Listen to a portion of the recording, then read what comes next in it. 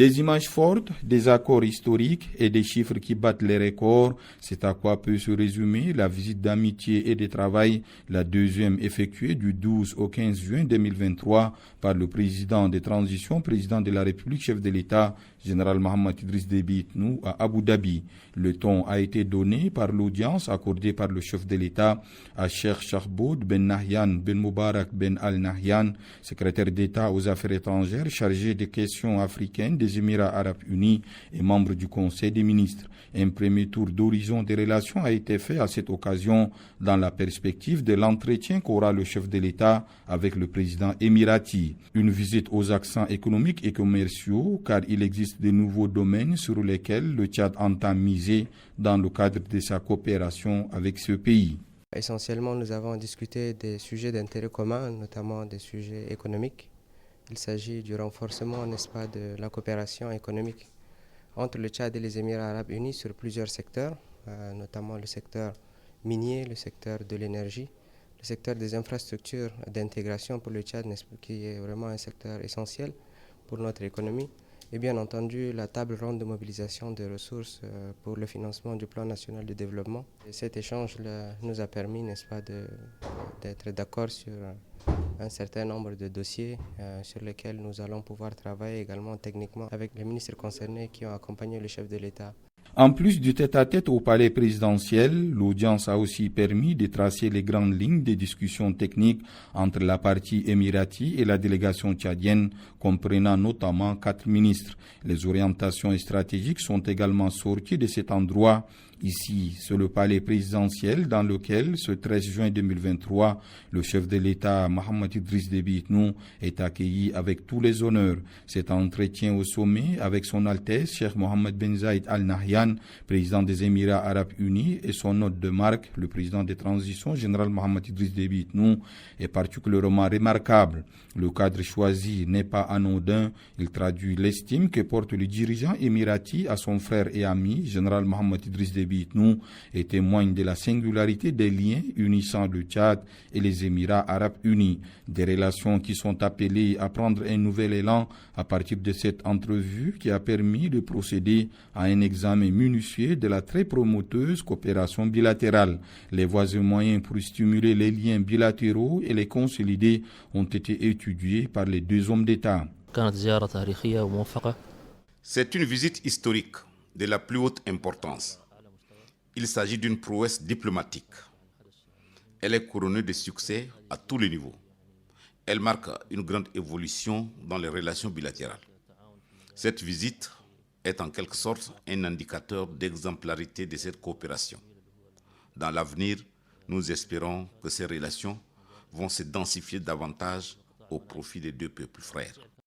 La rencontre entre Cheikh Mohammed Ben Zayed Al Nahyan et général Mohamed Idriss Déby Itnou a une nouvelle fois mis en lumière la vision et la conviction partagée des deux dirigeants ayant tous à cœur d'élargir la coopération afin d'intégrer des domaines essentiels pour le développement du Tchad et pour lesquels les Émirats disposent de compétences avérées et une expérience certaine. Les Émirats arabes unis veulent se positionner comme un partenaire stratégique et clé du Tchad et ils matérialisent cette intention par des accords auxquels les deux délégations sont parvenues au terme des travaux.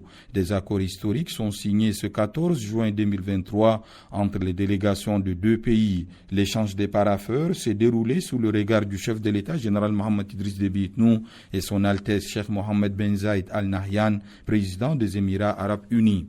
Dans le cadre des échanges que nous avons eus depuis les 3 derniers jours, nous avons conclu plusieurs accords, dont un accord essentiel dans le secteur économique et qui est un accord pour financer des projets structurants du Tchad.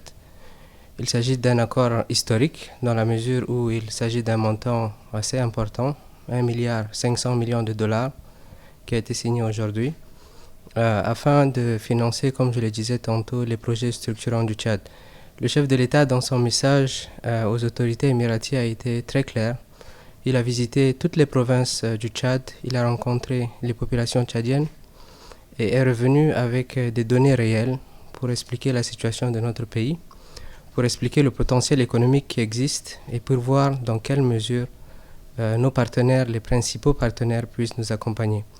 Donc c'est pour moi une grande occasion, une occasion de joie qui à mon avis va aider beaucoup de populations tchadiennes et relancer beaucoup de projets qui jusque-là avaient stoppé. Nous avons signé un accord bilatéral, un accord de coopération militaire qui englobe tous les aspects militaires, à savoir la coopération militaire dans le cadre des échanges des informations, de formation. Et vous savez, l'armée tchadienne est une armée très jeune et nous sommes dans le cadre de la réforme de l'armée nationale. Donc les Émirats unis vont nous accompagner dans tous les sens pour réformer notre armée, pour avoir une armée véritablement capable de défendre sa patrie. Dans cet accord, il y a, comme je dis, échange d'informations dans le cadre de la lutte contre le terrorisme. Les deux pays sont tous engagés à lutter contre le terrorisme. L'un de nos grands défis, c'est l'accès à l'électricité. Et donc, ce sujet qui, aujourd'hui, vu les défis qu'on a en face, nécessite beaucoup de moyens. Et donc, nous avons eu une séance de travail avec le ministre émirati en charge de l'énergie. Et à la fin de ce travail, nous avons signé un accord déjà pour la construction d'une centrale solaire de 200 MW.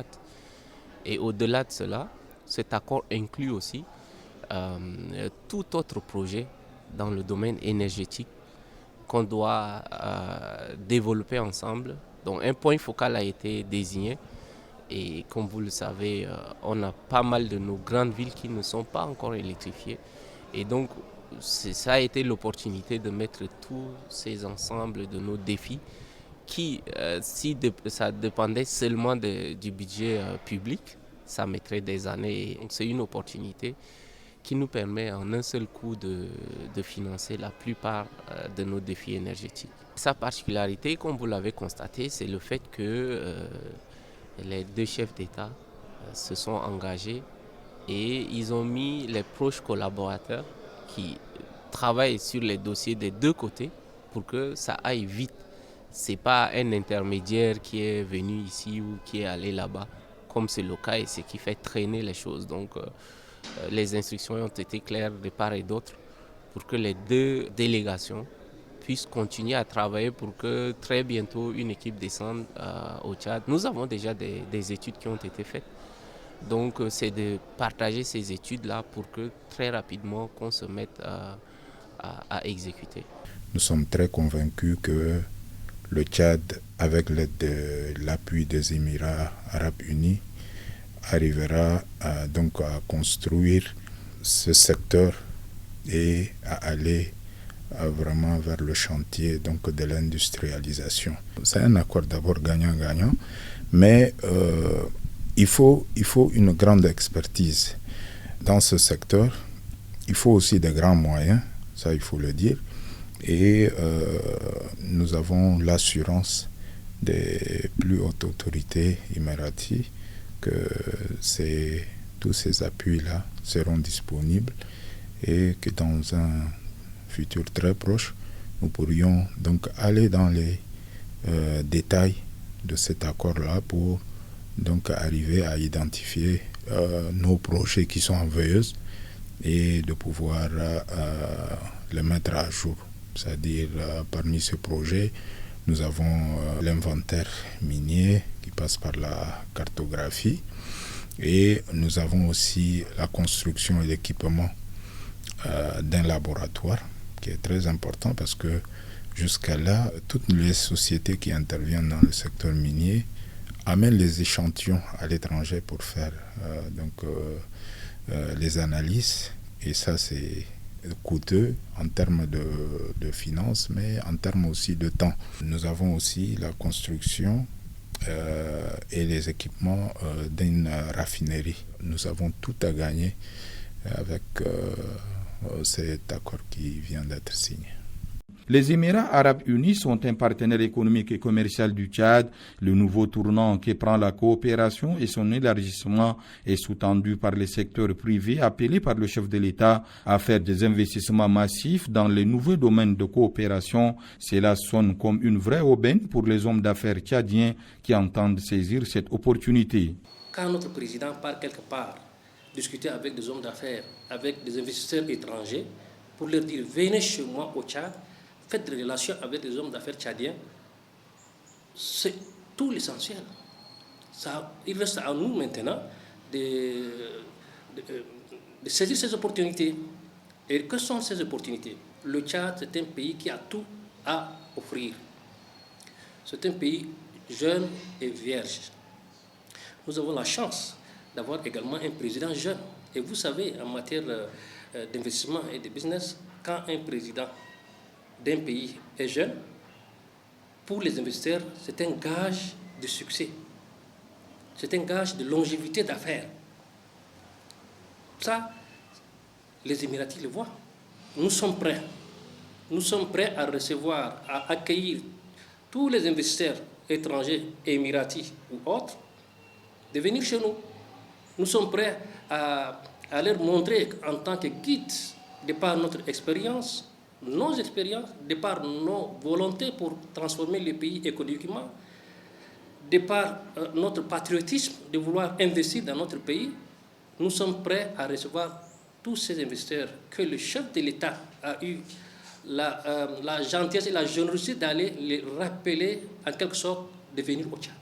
Ces accords inaugurent une nouvelle ère pour la coopération bilatérale. Depuis son instauration dans les années 70, elle a connu d'évolutions constantes sur le plan diplomatique, soutenues par des actions qui remontent à des décennies. Les Tchadiens vivant dans ces pays sont les témoins de ce dynamisme. Les Émirats arabes unis et le Tchad sont liés par des relations formidables qui connaissent une évolution constante. Et cette dernière visite vient couronner les efforts consentis de part et d'autre. Les questions abordées au cours de cette visite sont dans l'intérêt des deux peuples. La colonie tchadienne est très heureuse de ce développement. Nous sommes dans l'ordre de 750 Tchadiens vivant dans ce pays et nous voyons comment ils se métamorphosent. Constituée en majorité d'hommes d'affaires, la colonie joue un rôle non négligeable dans l'économie tchadienne eu égard aux exportations à destination du Tchad. Le domaine de la coopération académique a favorisé la formation de plusieurs cadres tchadiens aux spécialités variées dans les universités émiraties. Ils sont plusieurs dizaines qui occupent aujourd'hui des postes d'avant-plan dans divers secteurs et tiennent les rênes des sociétés aux Émirats arabes unis. L'un des rares parmi eux qui a choisi de revenir au pays est le communicateur Mohamed Al-Mastour, anciennement ministre de l'élevage. Je suis de la deuxième promotion de l'université d'Acharika, bénéficiaire en 1998 de la bourse de l'émir d'Acharika. Il y a un large éventail de spécialités offertes aux Tchadiens, sans aucune restriction. Ce sont des spécialités scientifiques, contrairement aux formations accordées aux Tchadiens par d'autres pays arabes. Le lycée Cheikh Hamdan, l'actuelle université Adam Barka et bien d'autres complexes éducatifs portent les empreintes de ce pays. Les Émirats arabes unis ont une place prépondérante dans le domaine académique. Nous devons profiter des possibilités qu'offre ce pays frère qui a beaucoup apporté pour le Tchad. Mon vœu le plus ardent est de voir les deux pays réactiver la coopération dans le domaine de l'éducation et de la culture.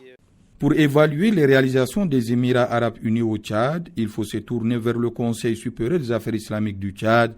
C'est par ce canal que des organismes comme le Croissant Rouge émirati exécutent depuis 1991 des interventions colossales dans le domaine de la bienfaisance, de l'éducation, de la santé et du développement. Notre partenariat avec les Émirats arabes unis est très ancien. C'est un grand soutien du Tchad.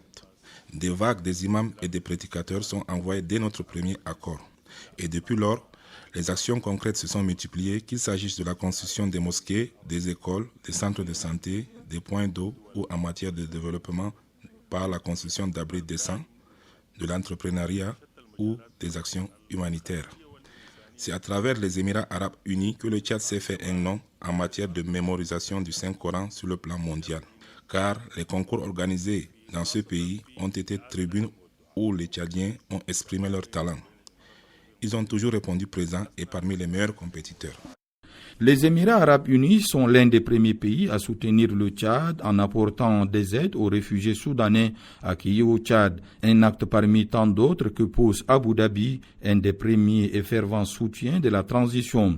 Un pays sur qui le Tchad peut miser pour accélérer son développement tant les opportunités sont nombreuses. Le Tchad, de par sa position, peut devenir une plaque tournante, pense le président de la colonie, Bichara Lougouma, dont les regrets se situent au niveau des difficultés que rencontrent les autorités et les organismes émiratis à qui l'on exige souvent le dédouanement des aides apportées au Tchad. Cela a été préjudiciable pour le Tchad, ajoute-t-il. Ayant une stature grimpante à l'international, les Émirats arabes unis, à l'occasion de cette visite présidentielle, se placent comme un allié du Tchad, pays qui renforce ainsi ses liens avec le monde arabe, une des régions les plus dynamiques du monde sur le plan économique. Les intentions de deux présidents sont claires, les orientations sont formalisées dans les accords signés, les deux gouvernements sont attendus au tournant pour la concrétisation des engagements pris de part et d'autre.